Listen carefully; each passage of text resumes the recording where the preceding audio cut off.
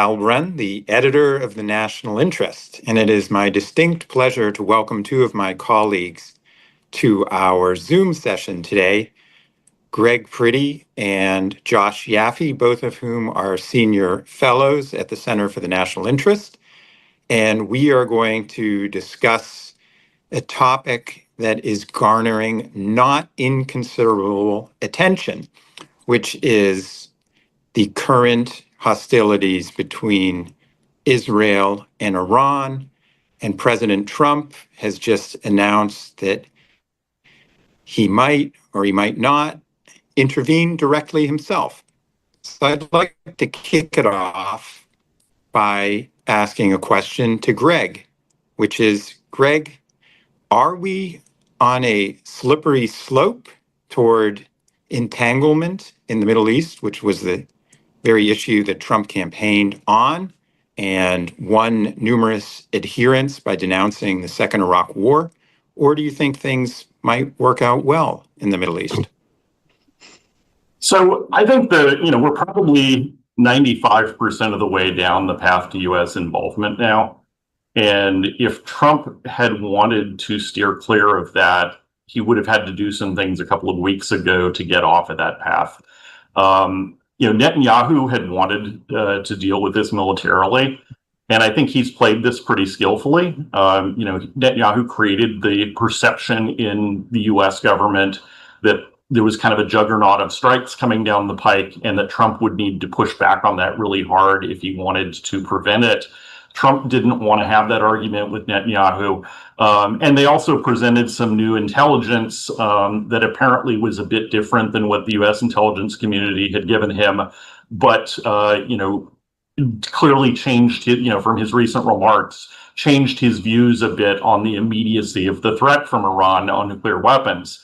I think at this point, the key structural logic here is that Israel has done a lot of damage to the nuclear program, but there are remaining pieces of it, not just Fordo, but primarily Fordo, that are, Fordo buried deeply underground. Only American bunker busters of the largest class of those weapons can touch that. And that's not something Israel has been able to deal with. They haven't struck that yet. So I think Trump is probably going to at least want to get involved in a relatively short campaign. This is the lower end of what could happen. He's at least going to want to use a short campaign to deal with some of those loose ends from the nuclear program. Because if we're in a situation where if those loose ends were left not dealt with, the Iranians might be able to break out with those centrifuges with the 60% HEU that's left around. And it's really hard for us not to get involved at this point. So I think that, we are headed in that direction toward at least some degree of involvement in this campaign. And that probably, then the question of Iranian retaliation against U.S. bases and whether it can spread from there. Lots for us to get into. Josh, I'd like to turn to you and ask the same question and add, is it actually, as Greg appears to be suggesting, likely or even inevitable that the U.S. becomes a direct party to this conflict, or do you think Trump can still stay on the sidelines? Yeah, I totally agree with what Greg said. I think that there's a high likelihood that the U.S. gets involved, at least for dealing with Fordo. And it just seems that even as much as the administration has tried to keep a distance from activities that are going on, it has dropped subtle hints along the way the last week that the administration has made plans for what involvement would look like.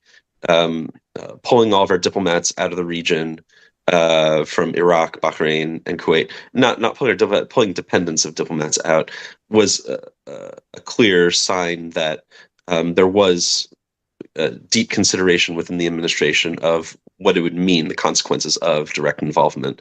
So I agree with Greg in that regard. But if you want to talk about sort of longer term, what does it look like? There's this big debate within circles on the right about isolationism or restraint, as some people call it, versus interventionism, or what some people would consider to be sort of a new form of neoconservatism. And Israel's caught up in the middle of that debate, and whether to support Israel or not to support Israel is a much larger question of whether folks on the right want to be deeply involved in conflicts around the world and other messy foreign affairs that may not have easy solutions and deals that can be made. And it's interesting to see as this unfolds, the more Israel succeeds, the more isolationists on the right may get what they want. You can easily imagine the outcome of this, in which, regardless of what happens in Tehran with the regime, that Israel is able to lay down the terms of its engagement with the region and rewrite the security dynamics of what goes on in the Middle East, allowing the United States to withdraw large numbers of forces and refocus its efforts on China, which is what a lot of people on the isolationist right wanted in the first place. So you're essentially sketching out the vision of Israel as the de facto or military hegemon of this region, now that it has quashed Hezbollah in Lebanon. You've had the ouster of Bashar al-Assad in Syria, and now the third domino, as it were, would be Iran. I called a friend in Riyadh this morning about a different matter. We were talking other affairs, and he happened to say to me in the middle of it, it's quite possible that Tehran and Damascus will normalize with Israel before Saudi Arabia does. So you just think about that for a minute. Well, it is interesting that Syria has remained quiescent about the Israeli strikes on Iran, has it not? Okay, so you're right. This is an important point that the media has not been covering, the commentators have not been focusing on the last couple of months. We wrote a piece about it in the National Interest. It's important to note how many points of leverage Israel has over the transitional government right now. And it's unclear what the ultimate goal of that is. It's clearly paying off right now. Ahmed Ashara has publicly said they are not going to stand in the way of what Israel is doing. But you have to imagine that Netanyahu and the coalition government have a reason for stacking up all these points of leverage over the transitional government in Damascus, and that they will want to cash in some of those chips over time. And what that is a big question. What we wrote about is the potential that what Netanyahu wants is a transfer of Palestinian residents out of Gaza. They need somewhere to go. There were discussions back in January about a number of different countries that can take them in, among which was Syria. And I wouldn't be surprised to see al-Shara at some point saying that can be accommodated in exchange for the relief of all these other pressure points the Israelis have. Even in the cover of what's been going on the last 2 days, there's news reports of the Israelis demolishing homes on the Syrian side of the Golan border. So again, what do the Israelis want? But if you say, is this a new Israeli regional order? Not necessarily. Turkey matters, and what Turkey wants is not clear to me. It's clear that the United States has been pushing Israel and Turkey to meet and to get together and talk through whatever issues they have. But Erdogan has a lot of influence of his own, not just in Syria, but he will have vis-a-vis Iran, whatever happens. And it's not clear to me what Erdogan wants and how he wants to achieve it. Greg, I'd like to get to that was very interesting, and we're going to circle back to that. Greg, I want to get back to the nitty-gritty of what's going on right now.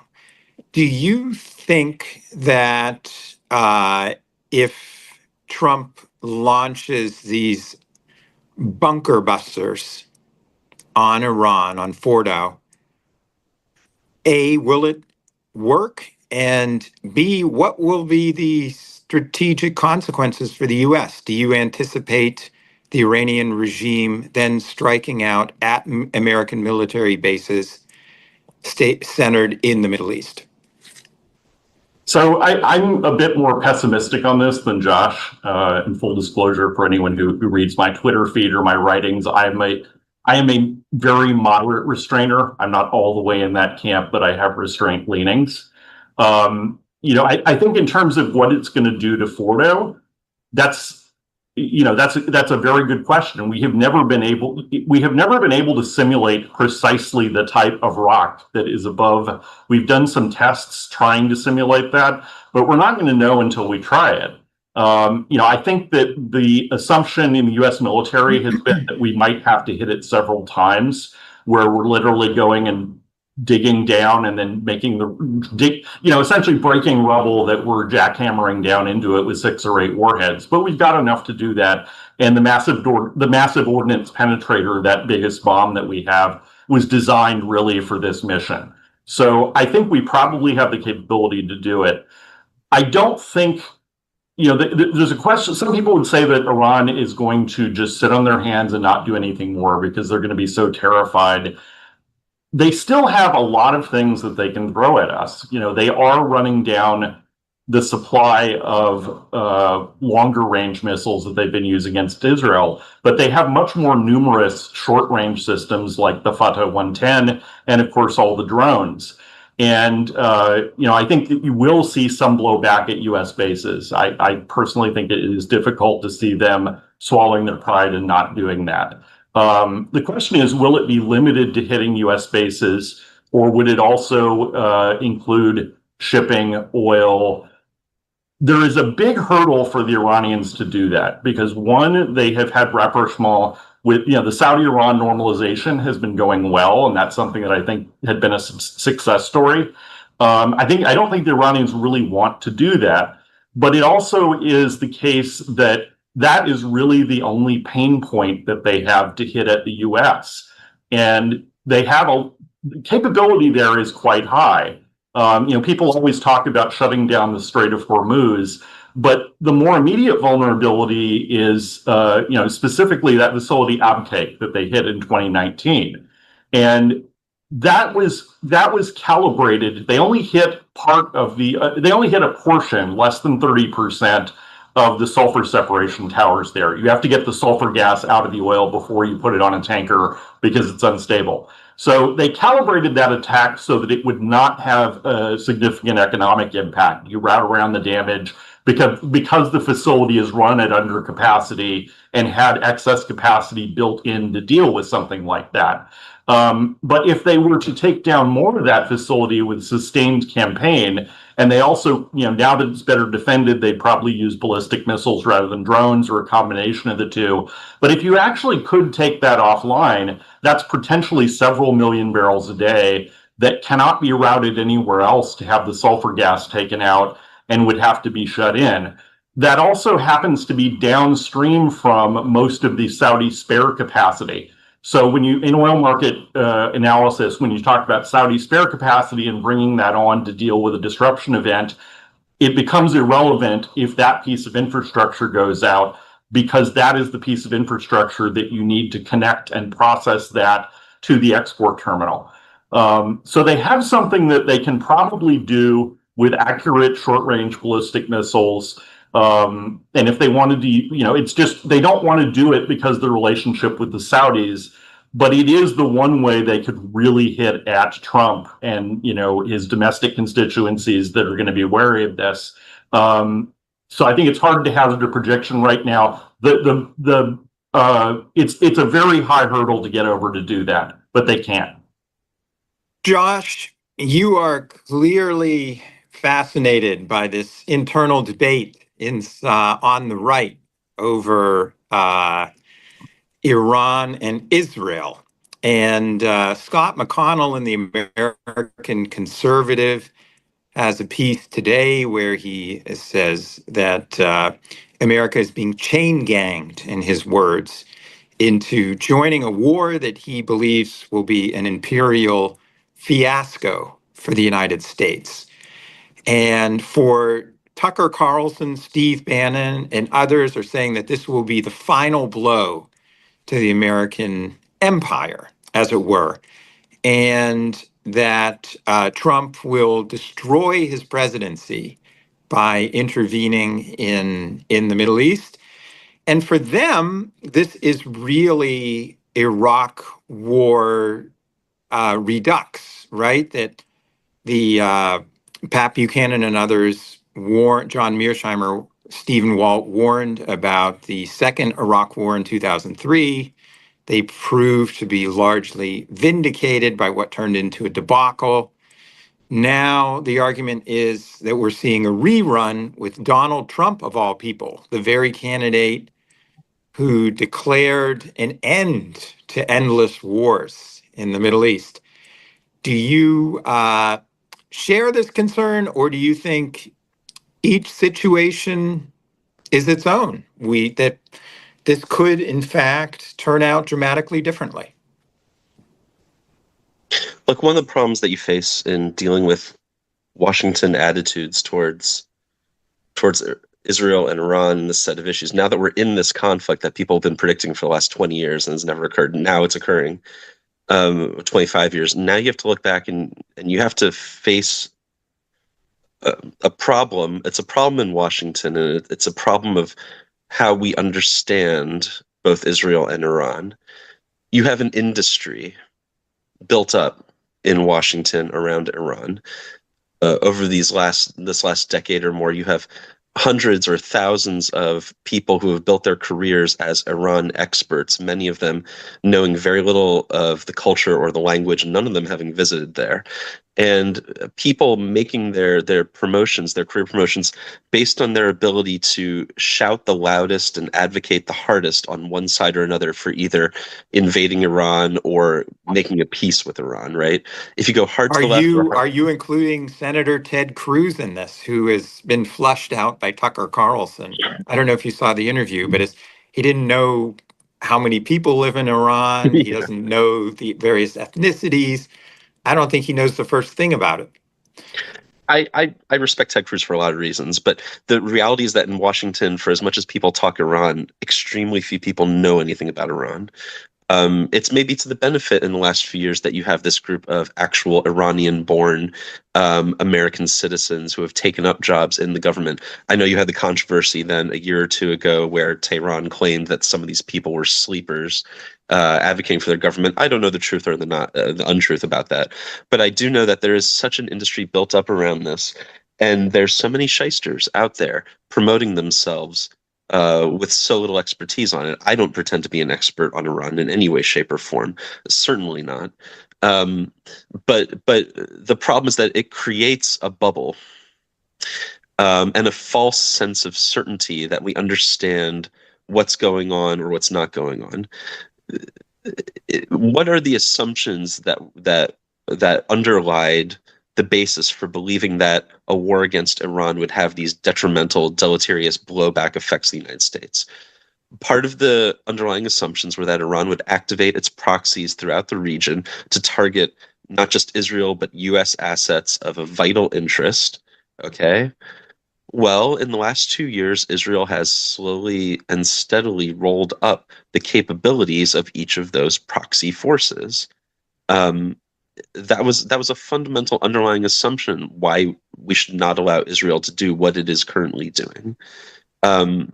So, okay, someone needs to go back and reassess the assumptions on which it was based that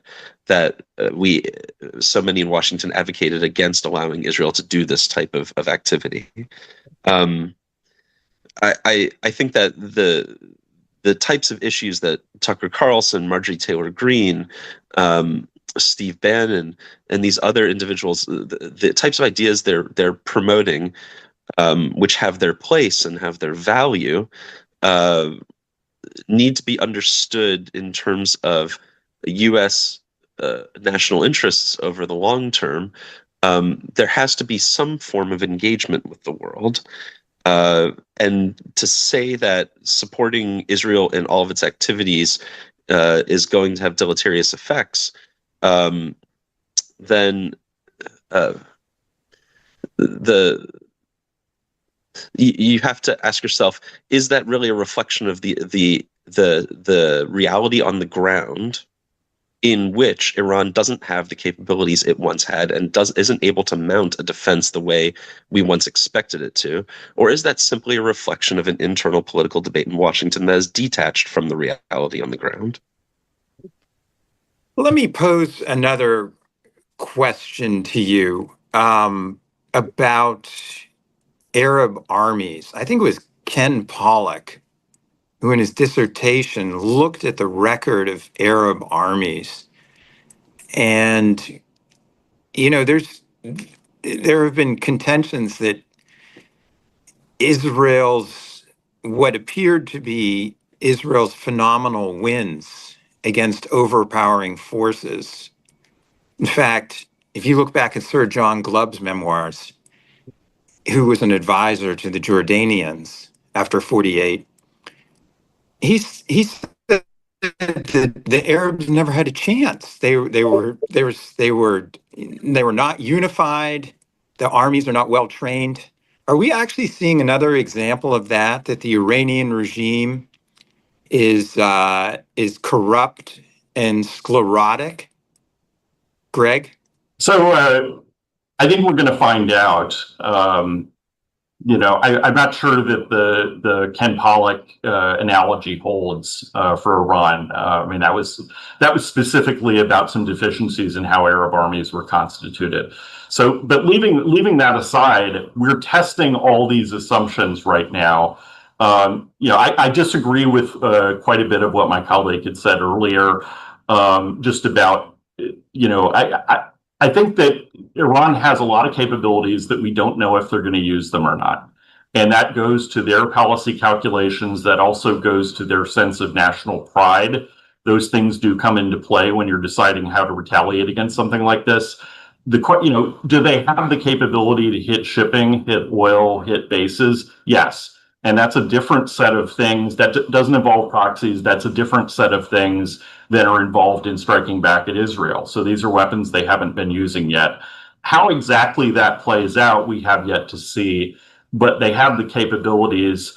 And one other thing to say, just to add to what Josh was saying earlier, I think this idea of a Pax Israelica that goes across the region, there's a lot of truth to that now. And Israel has, the military campaign has been amazingly competent and well put together, as usual for them. They've done some amazing things. But there's a question of whether a country that small, reliant on a reserve military, is going to be able to prop that tent up without U.S. help over a long period of time. And that's where I'm worried, because I think we could end up with a mowing the lawn situation with Iran, where they're trying to reconstitute their nuclear program. The government has, we've done a lot of damage to the government, but they try to reconstitute, and then we end up having to go do it again and again. And elsewhere around the region, where you're going to see these start to reconstitute and build back. But Pax Israelica is still going to have a lot of aggrieved people around the region with an axe to grind who are trying to build the capabilities to push back on it. And that raises the question of whether the U.S. gets pulled in to backstop that. Josh, what do you think? No, Greg's absolutely right. This regime in Tehran, the Islamic Republic, is not going to negotiate its own drawdown from the escalation. They can't. They have staked out the hill that they will die on, and it is this nuclear program.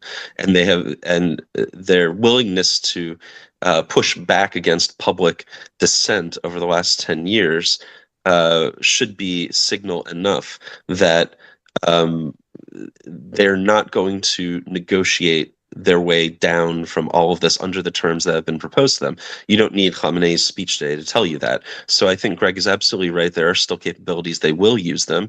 And at some point, they have no reason not to use them, since there's not going to be a negotiation in any realistic sense.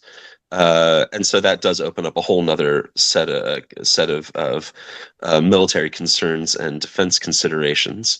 I think that in terms of the cohesion of the Iranian military forces and the security forces and the cohesion of the regime itself, the biggest indicator that we're going to get in the next week or two is you're going to have a large outflow of financial capital and citizens trying to leave the country. That's just a simple fact. It's a risky proposition to remain in Tehran right now, and people can't possibly have much confidence in their own security forces' ability to withstand a full-throated campaign from the Israelis for the next 2 weeks. So the regime is going to have to do something about capital outflows and human outflows. And when the regime starts to impose controls at the borders and controls on the finances, I think that's when you're going to see the friction rub up against between regime and society, and then you're going to see how things play out there. So I would like to see the response from average everyday citizens once the regime tries to bring in under control the capital flight and human flight.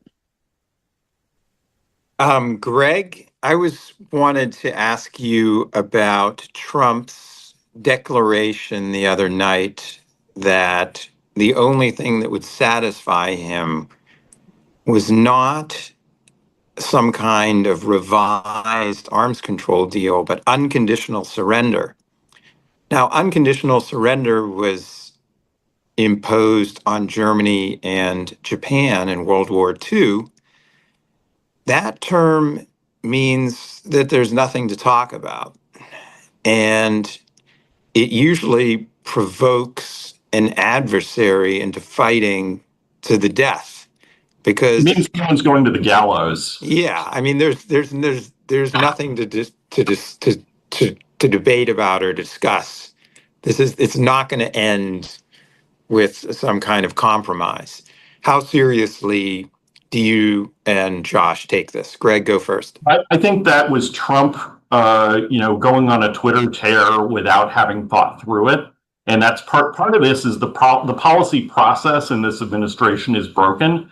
You've got a lot of things that are happening without adequate discussion and deliberation, and you've got too few people with expertise in the room for that. In terms, I think Trump is going to want to hit Fordo, finish the job, and then Trump, I think right now is thinking they're going to cave. In a week or two from now, they're going to be on their knees in front of me begging for a deal.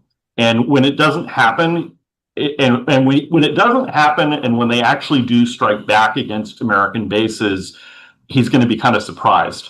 And then this could end up dragging on for a while. This gets at an even larger issue, which is that Trump also claimed that he could get peace in Ukraine in 24 hours. The Gaza conflict continues to grind on. So you think the same mindset is operative when it comes to Iran? Yeah, I think Trump sees this as an easy fix where they're going to crawl back to him and want a deal and be eating out of his hand. And that's not going to happen. Josh? A lot depends on how long this campaign goes on, and a lot depends on the nature of it as it escalates. Look, it's hard for me to see a way that the regime doesn't come under threat of change of some sort. Maybe not as a result of this campaign directly, but in the weeks and months following it, it's hard to imagine a situation in which the military and the Revolutionary Guard themselves don't question the judgment and the leadership of their own civilian, head.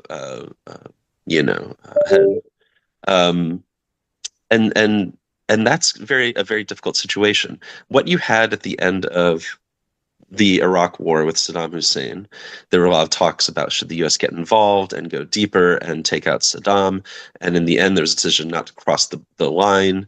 And in 1991, 92, 93, what you had was the settling in of reality in which the U.S. tried every measure it could, sanctions, no-fly zones, you name it, international pressure, trying to encourage the Iraqi people to rise up. And of course, when some Iraqi people did rise up, they were immediately put down brutally, and a lot of them ended up having to go into exile.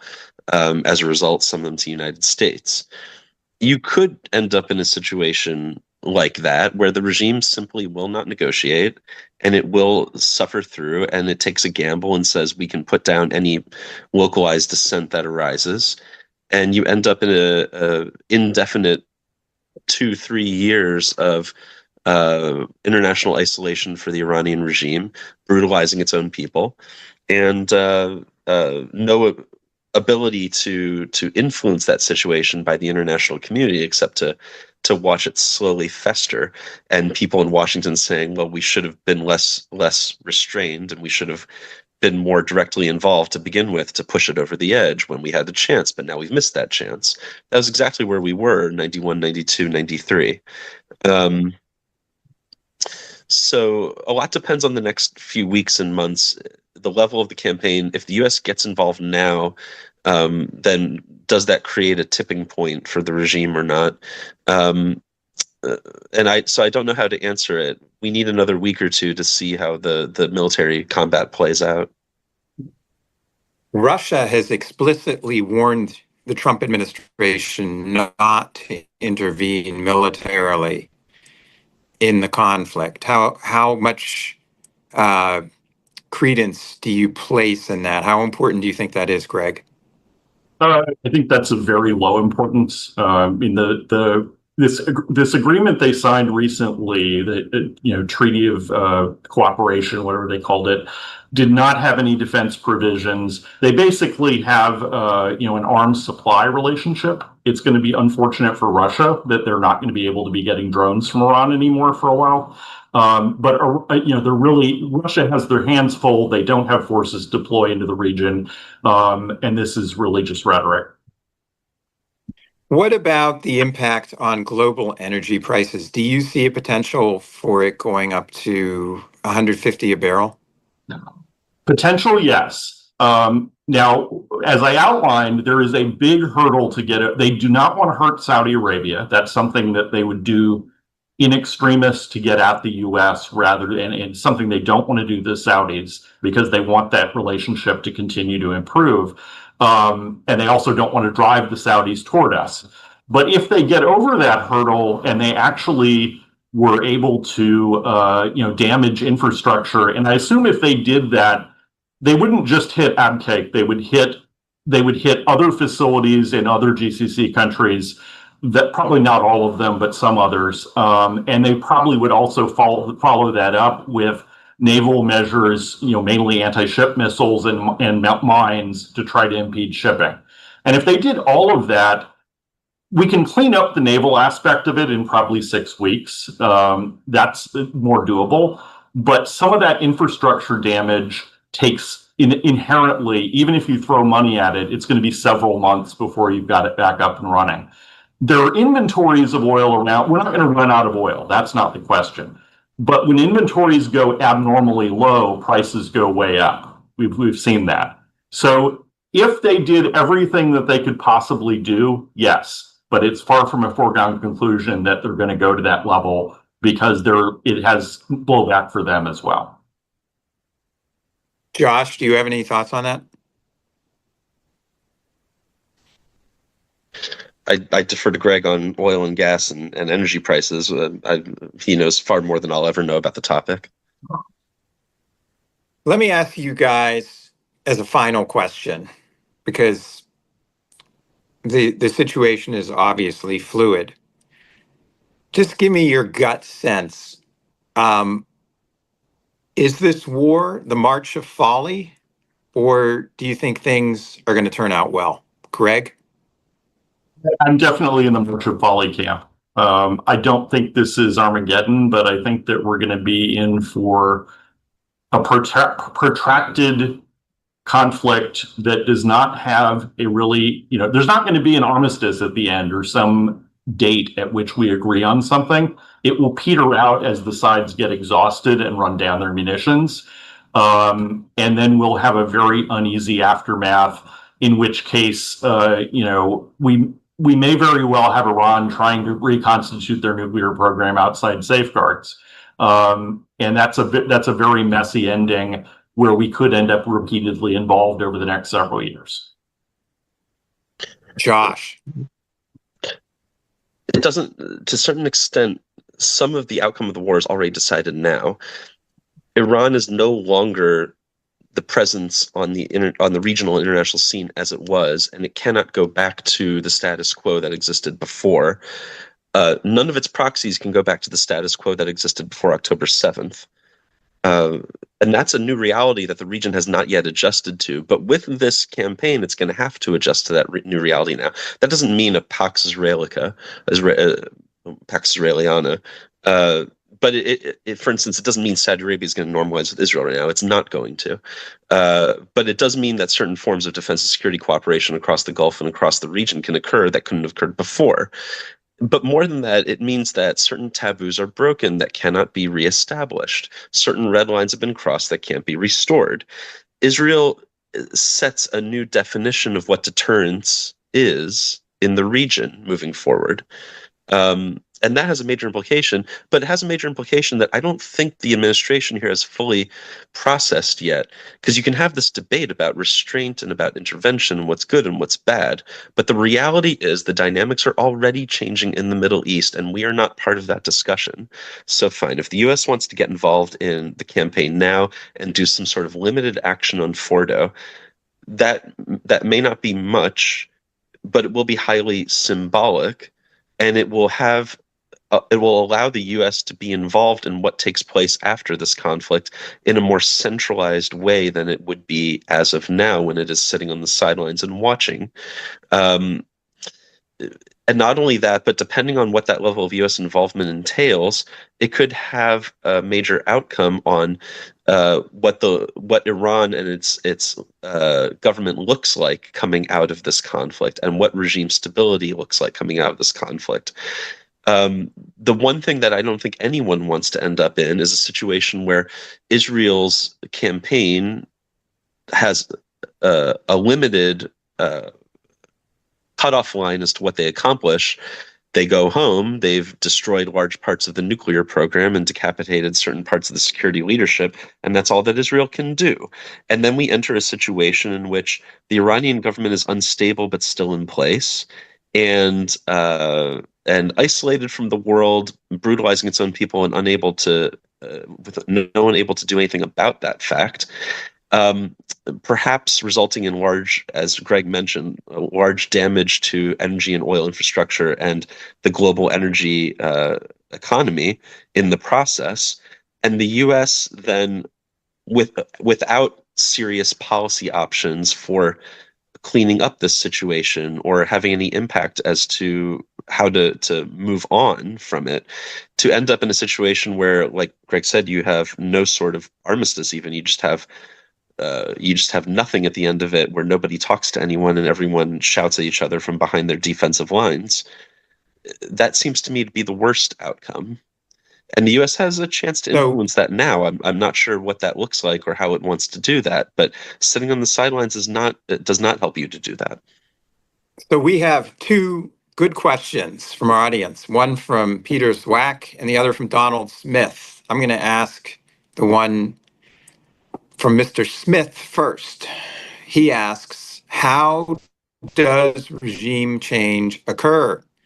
Regular army, outer provinces, assassination of Khomeini. Greg? We don't know. That is one that I think we all have to admit and have a lot of humility about. You know, even with all the resources of the U.S. intelligence community, we totally didn't get when the Shah was going to fall. And so I don't think that there are a lot of ways it could happen, but I don't think that anybody sitting on the outside, including people who are reasonably well informed, is going to be able to foresee that. To the extent that there is one that strikes me as more likely than the others, that would probably be a more military-dominated government. Particularly if Ayatollah Khamenei ends up being struck by Israel or the U.S. The military stepping in is one obvious way. But I think the uncertainty over that is very high, and we don't know. Josh? Yeah, look, regime stability is a very complicated issue, no matter where you are, what you're talking about, because it's layered in so many ways, and there's so many elements of society that are involved. And when you go back and try and do a post-mortem on why a government fell, it's extremely difficult. It's not just difficult for intelligence analysts in the moment to figure out what's happening. It's hard for historians years later, decades later, to go back and piece together what is the stick that breaks the camel's back. You can point to all sorts of elements and you can imagine them playing out now. But I think the real question isn't that, but the real question is, if the situation in Tehran descends, rapidly at some point, either during this campaign or immediately after this campaign, much more likely after this military campaign is over, then does that result in chaos, like the Iranian Revolution when it first broke out? Or does it result in the Revolutionary Guard stepping in and seizing government and establishing its own military junta of sorts? So we also have a question from Peter Swack. I'll start with you, Greg, which is, he notes that the IDF is massing for an incursion into Gaza. The Israelis might make a big push into the West Bank. How do they reconcile all this with the Iran war? It might be something where they may perceive an opportunity to get some of that done while all the chips are up in the air and everything is chaotic. The politics of that in Israel, and I'm sure Josh can speak to this more, but that has changed radically. The idea of population transfer 30, 40 years ago was outside the pale. That was kind of beyond the pale for Israeli politics. That was a kind of 5% fringe idea. But now, with Gaza in particular, it seems to be policy. And, I'm definitely worried that there may be a perception in Israel that this is a time when they can get some of those things done when there are not constraints there that there would ordinarily be. Josh? Look, that's a big issue. The big issue is domestic Israeli politics. Bibi's not going to be around forever. Nobody is around forever. And coming out of this, what does Bibi want? And politically, what can he achieve? So I agree with Greg that under cover of this conflict the next couple weeks, no doubt the government in Israel will make moves on other fronts that it sees as beneficial to its domestic standing. I don't know quite what that will look like. The big problem right before this attack was Shas was threatening to withdraw from the coalition, which could, in theory, have forced a new election, though a lot of people felt the numbers in the Knesset were such that even if Shas had withdrawn, it could have been patched over without having to hold a new vote. And the issue there was the enrollment and enlistment of yeshiva students into the military.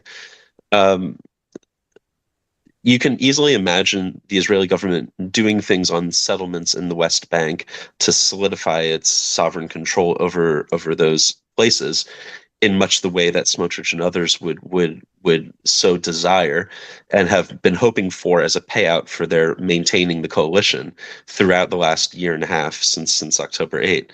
And you can imagine the Israeli government making those moves in the West Bank now while everyone is focused elsewhere.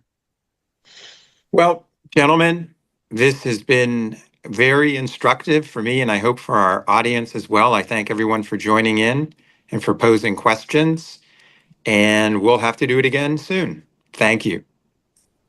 Thanks.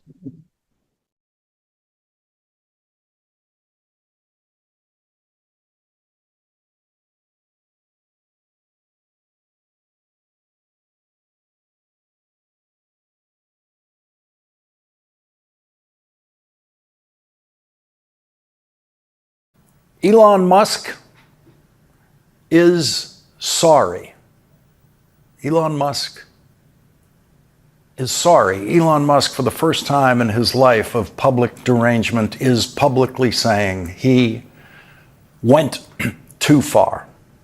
We've been reporting to you for months now that Elon Musk went too far in the very first thing he did in government, which was to take food away from starving babies, from starving families in the middle of a famine in Sudan, and to take food away from starving people around the world who could always count on getting some food, and in many cases, enough food, in most cases actually, enough food to survive, and getting that food from us, from the United States of America, from the United States Agency for International Development, and we were always proud to deliver that food. Starving people usually didn't know where the food was coming from, but we did. And we were proud to be able to feed the starving people of the world with the surplus of food that this country has been producing for more than 100 years. The Great Plains became the breadbasket of the world when this country started producing more food than we could consume. And in the 20th century, and the United States proudly sent its first food relief shipment across an ocean in 1847, bound for Ireland to deliver famine relief there. And it wasn't enough, but it was something. Millions of Irish children and adults still starved to death. But the United States tried. The United States tried to help and did help. We sent food. We allowed Irish immigrants to come to this country where they could find work and food and never risk starvation again. And Elon Musk knew none of that history. Elon Musk never asked how many starving children were waiting for that food when he personally ordered a complete shutdown of the delivery of that food, which is now rotting in warehouses around the world. Elon Musk wanted the food to rot instead of delivering it to starving children and starving people. Elon Musk went way too far in shutting down the delivery of food to the starving around the world, the delivery of medicine, life-saving medicine to AIDS patients in Africa who have no other source of life-saving medicine. And so, yes, Elon Musk went too far. He went so far as to kill 300,000 people because there's nothing else you can call it when you take food away from starving people. The latest estimate is 300,000 deaths. And there is no one else in American history who is personally responsible for the death of 300,000 people. No one person is personally responsible for 300,000 people dying